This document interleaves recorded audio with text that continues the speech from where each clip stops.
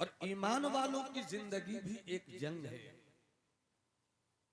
और कामयाब सिपाही वही है जो जंग जीत ले। मैदान में उतरने से पहले सिपाही ये सोचकर नहीं उतरता है कि हम हारेंगे। उसकी सोच यही होती है कि जान देंगे मगर जंग जीतेंगे। हाथ कटे कट जाए, जंग जीतेंगे। आंखें फूटे फूट जाए, जंग जीतेंगे। बेटा लूटे लूट जाए, जंग जीतेंगे। खानदान शहीद हो जाए, जंग जीतेंगे। और ईमान वालों की जिंदगी में जो जंग है, उस जंग के लिए 3 हथियार हैं। मैं जवानों से गुफ्तगू करना चाहूंगा।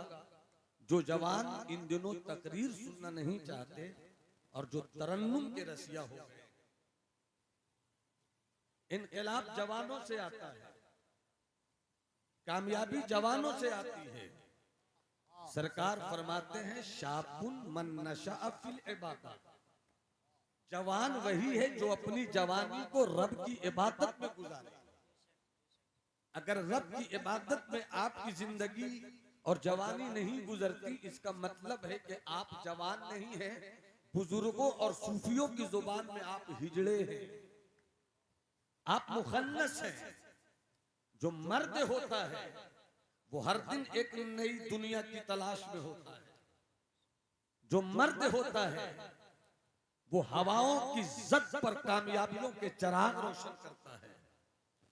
जो जवान होता है वो हर दिन अपने मुआशरे में कामयाबियों का दीपक जलाने के लिए पूरी दुनिया से तरह तरह के रोगन खरीदने की हिम्मत करता है।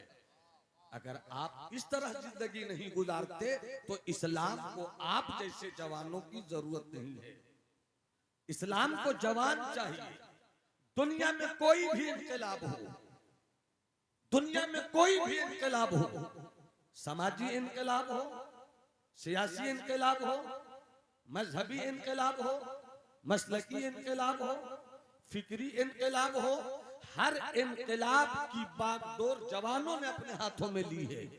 आप मदीने शरीफ, मक्के शरीफ, इस्लाम, इनकलाब, मुस्तफा जाने रहमत ने फारान की चोटी से जब ऐलान नबूवत के साथ साथ हक का प्रचार किया, मुस्तफा के इस ऐलान का साथ देने वाले जितने भी थे वो सब जवान थे।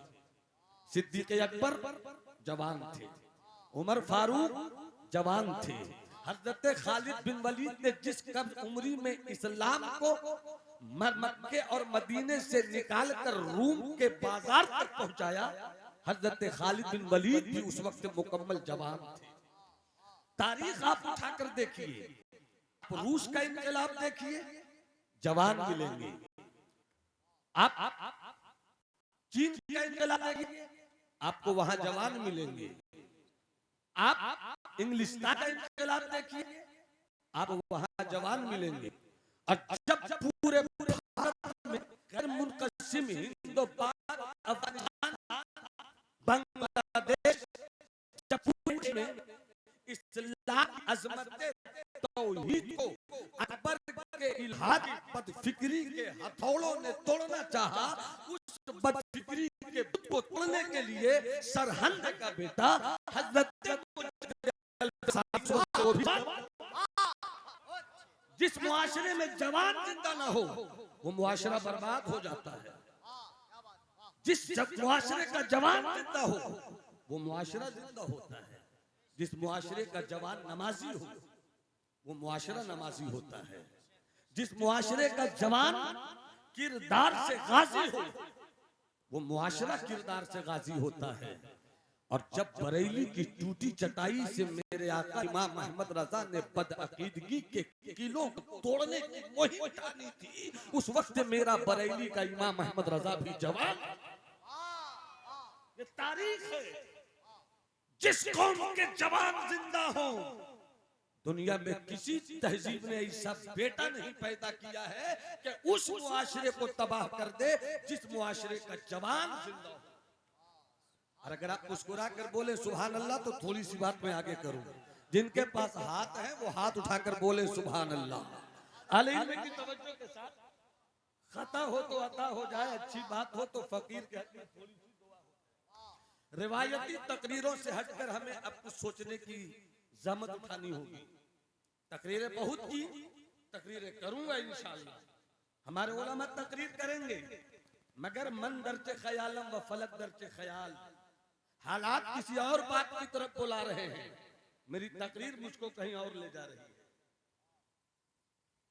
वक्त की जरूरत को समझिए, अब इस कदर कीमती मिंबर रसूल की अहमियत का एहसास कीजिए। अगर मेरे जवानों ने ये समझा है कि हम सिर्फ इस तरह की मंडी सजाकर जन्नत खरीद लेंगे, तो याद रखिए जन्नत कोई टमाटर की दुकान नहीं है, जन्नत कोई आलू प्याज की दुकान नहीं है। क्या फ्री में जन्नत ले ले? सिर्फ मुरीद होने की बुनियाद पर जन्नत अगर मिलती तो मेरा सिद्दीक कभी तन्हाई में रोता नहीं। कौन सिद्दीक अकबर? जिस सिद्दीक अकबर की शान ये है कि खुद मुस्तफा ने फरमाया अबू बकर फिल जन्नत, कि ये मेरा अबू बकर तो जन्नती है। कौन सिद्दीक अकबर? आओ थोड़ी सी बात आ गई तो इसी बिहार शरीफ में लेटे हुए उस मर्द कलंदर सुल्तानुल मुहक्किकीन हजरत शेख शरफुद्दीन या मनीरी की बारगाह मोहब्बत में हाजिरी दो। 700 साल की तारीख शरीयत और तसव्वुफ में इस दुनिया ने ऐसा दरख्शिंदा आफ्ताब निकलते हुए नहीं देखा। वो है सुल्तानुल मुहक्किकीन सय्यदुना शेख शरफुद्दीन या मनीरी के जब इनका खत हजरत ख्वाजा नसीर पढ़ने लगे तो घंटों पढ़ते रहे। किसी दिल जले ने कहा ए मेरे मुर्शिद ख्वाजा नसीर, इतना डूब कर एक वर्ष में क्या पढ़ रहे थे? तो आपने फरमाया तुझे नहीं मालूम, बिहार के भाई शरफा का खत पढ़ रहा था। वो खत नहीं था बल्कि ऐसा लगता था कि मखदूम शेख शरफुद्दीन या मनीरी ने मेरी हथेली पे मेरे 100 साल का कुफ्र रख दिया। इसी बिहार का शहजादा है वो। मगर हम तो बिहार को जानते नहीं, जाना चाहते हैं। बिहार में लाल है ना कि लिखने पर आप कलम थक जाए, कलम थक जाए।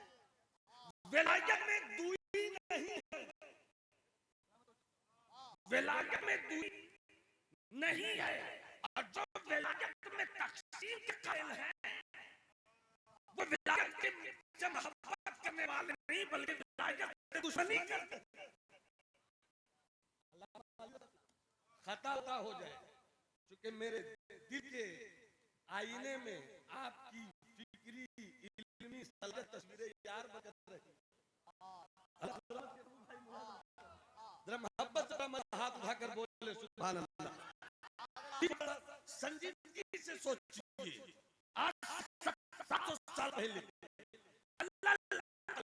कम से कम हज़रत मखदूम की तसनीफात पे अगर इत्तेफाक हुआ है तो ये कहा है कि कम से कम हज़रत मखदूम ने 1700 किताबें लिखी। उनके कुछ खत तो ऐसे हैं कि जब दुनिया से हज़रत मुजफ्फर बल्खी जा रहे थे तो फरमाया था इस खत को जाहिर मत करना, ये पीर ने क्या दिया है वो मुरीद। हजरात हम जी कहां रहे, जंग जीती कैसे जाए? कौन हजरत मखदूम शेख शरफुद्दीन या मनीरी का एक जुमला याद आया ना गौहर भाई, फरमाते हैं कि मुस्तफा से बड़ा पीर कोई नहीं। सब बोलोगे तब आगे थोड़ा सा बढ़ जाऊंगा।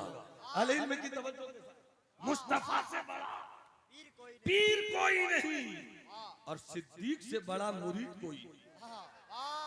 सिद्दीक से बड़ा मुरीद कोई नहीं। और कहो सिद्दीक कि जिनके लिए खुद मुस्तफा ने कहा कि पूरी दुनिया का ईमान एक पल्ले में रख दो, मेरे सिद्दीक का ईमान एक पल्ले में रख दो तो सिद्दीक के ईमान का वजन बढ़ता हुआ नजर आएगा। वाह, नारे तकबीर।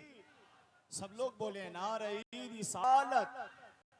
आमद रसूल कॉन्फ्रेंस। इसका पीर मुस्तफा मुस्तफा हो जिसके शेख मुस्तफा हो, जिसका रहबरे कामिलो अकमल मुस्तफा हो, उनका मुरीद सिद्दीक,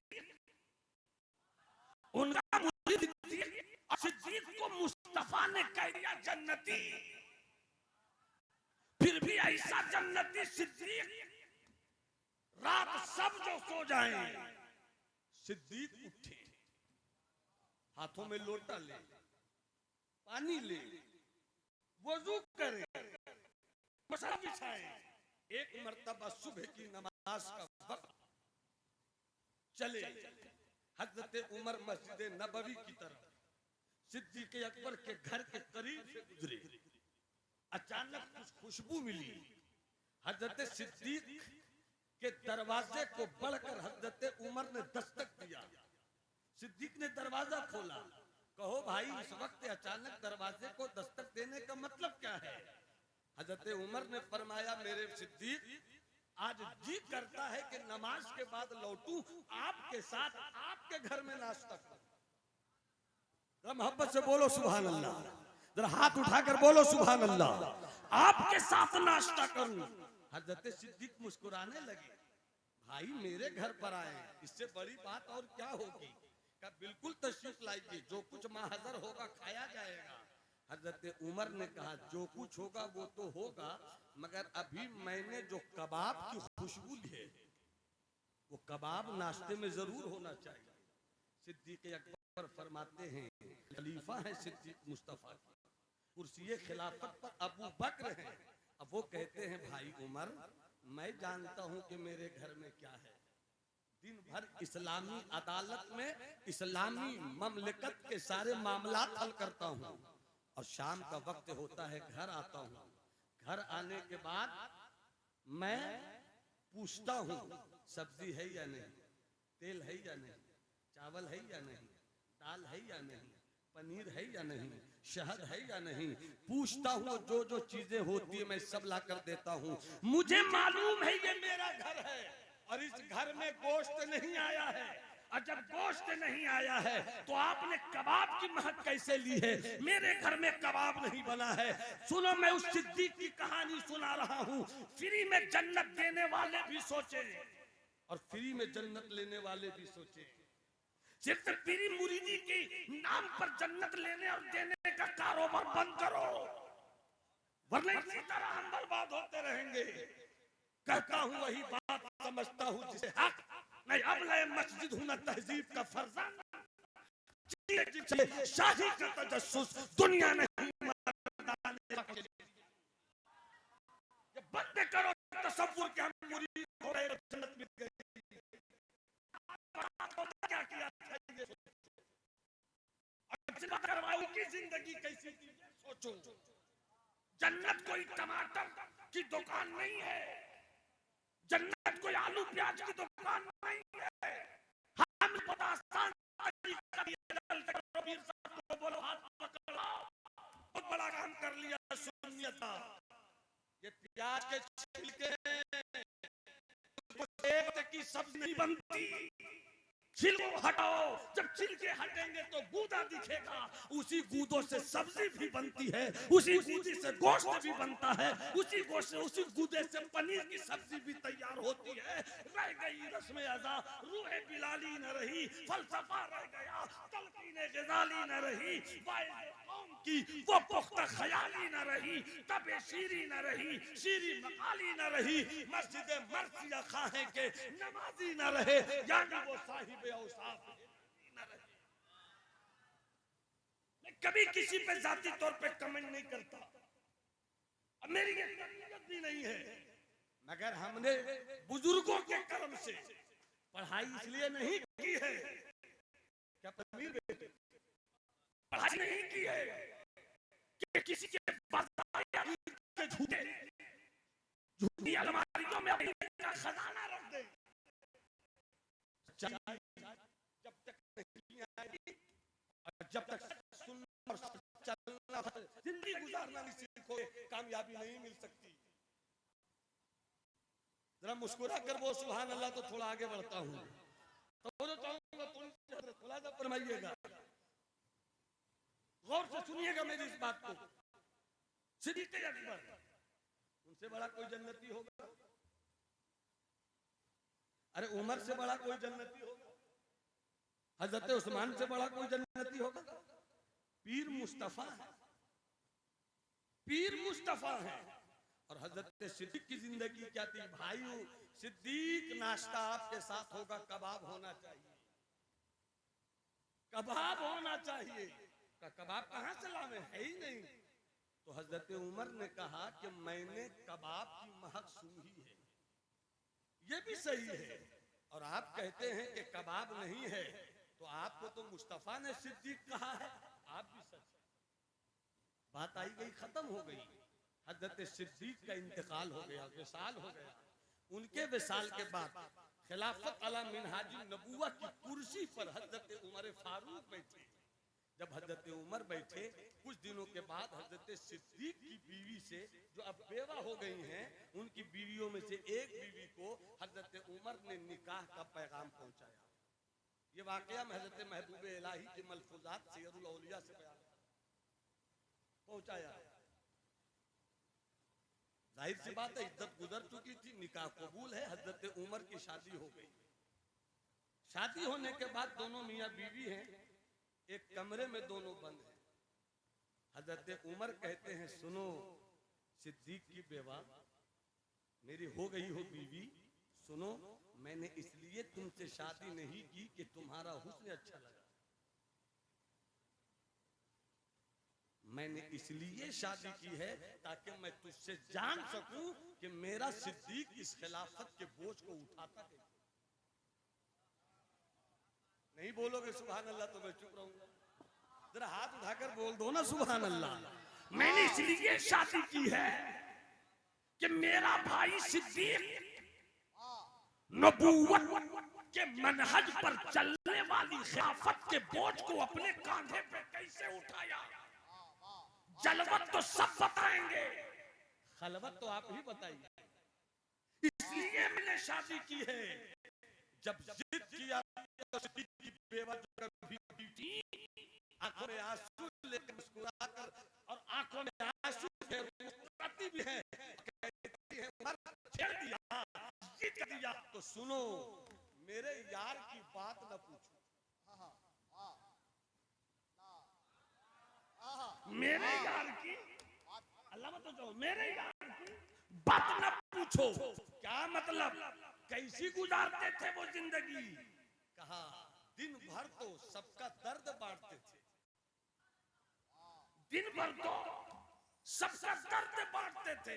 मक्के में क्या हुआ, मदीने में क्या हो रहा है, इराक में क्या हो रहा है, किधर क्या चल रहा है, किधर क्या चल रहा है। कोई सताया तो नहीं गया, कोई रुलाया तो नहीं गया, कोई डुबाया तो नहीं गया, कोई मारा तो नहीं गया।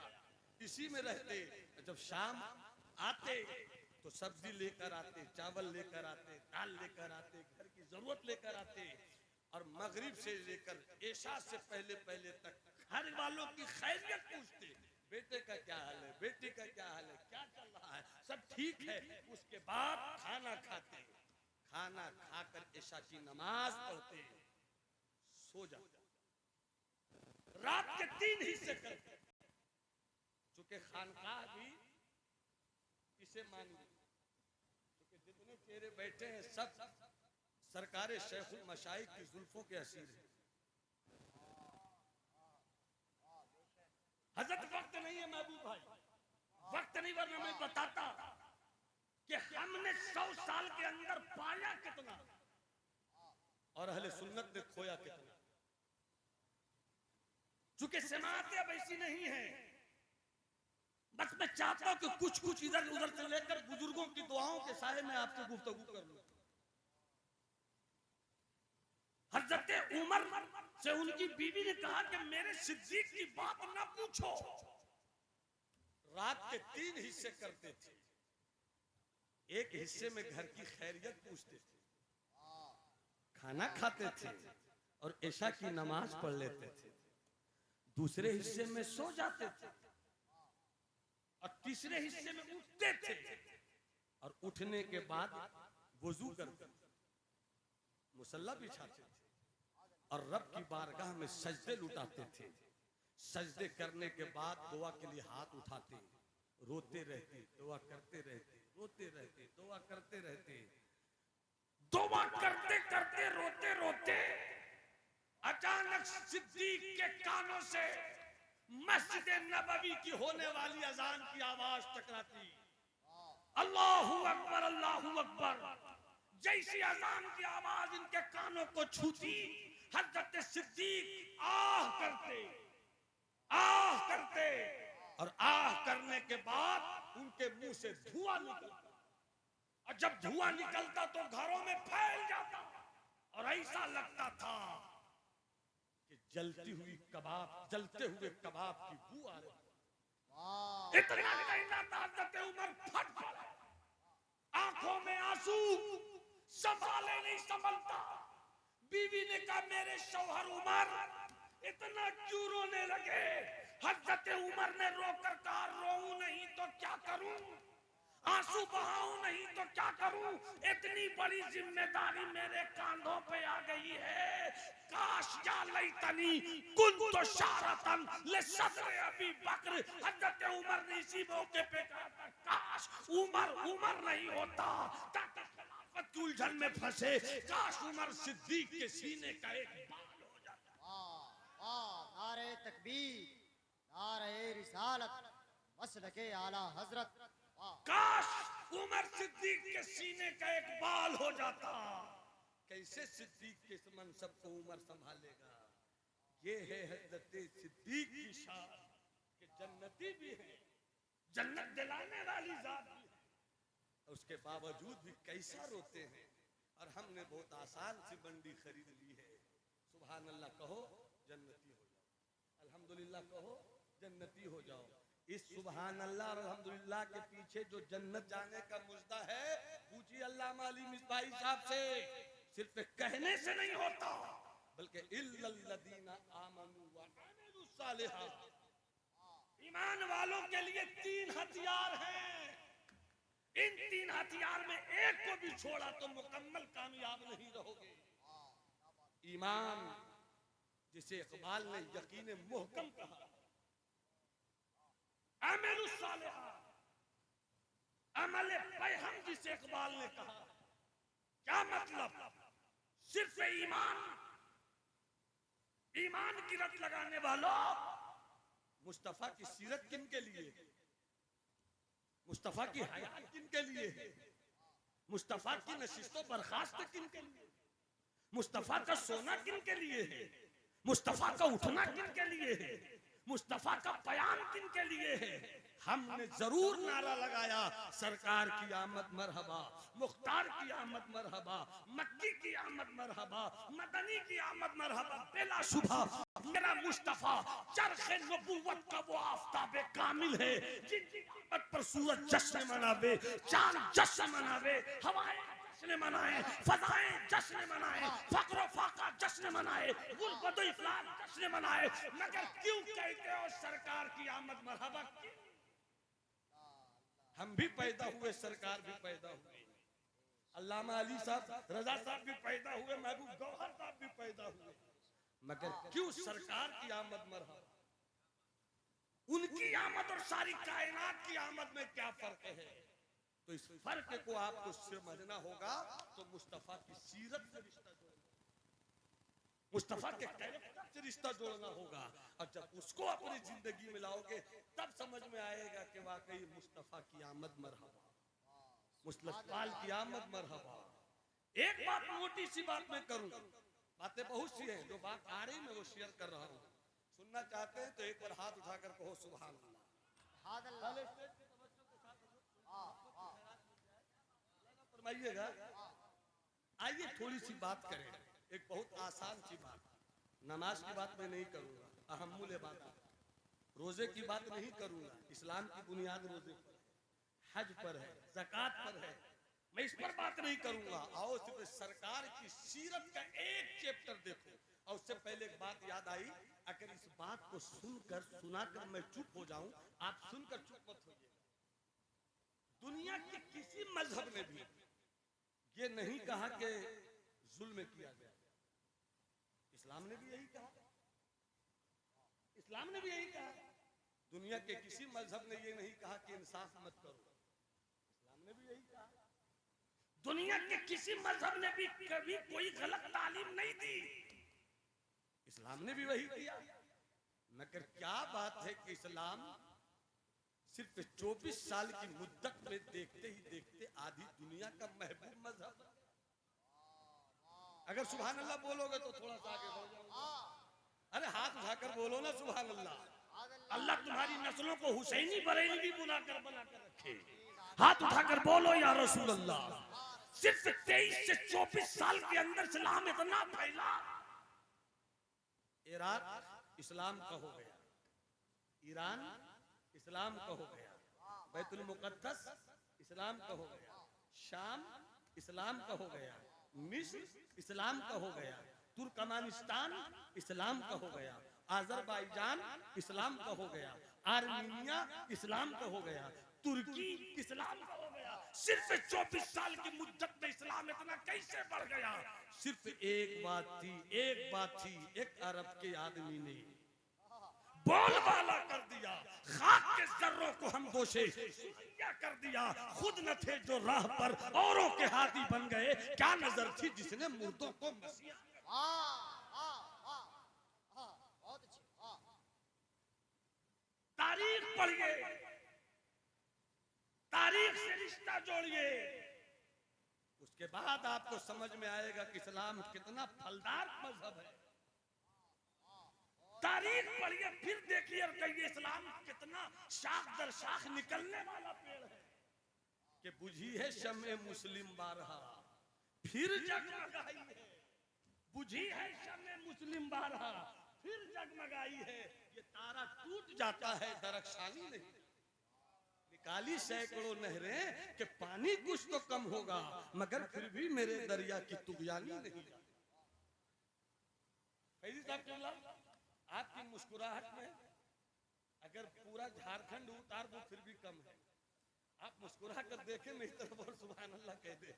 मुलाजा फरमाए बस थोड़ी सी बात, अच्छा बात आपको अच्छी लगनी चाहिए। सुनिए, इस्लाम 23 साल में फैल गया।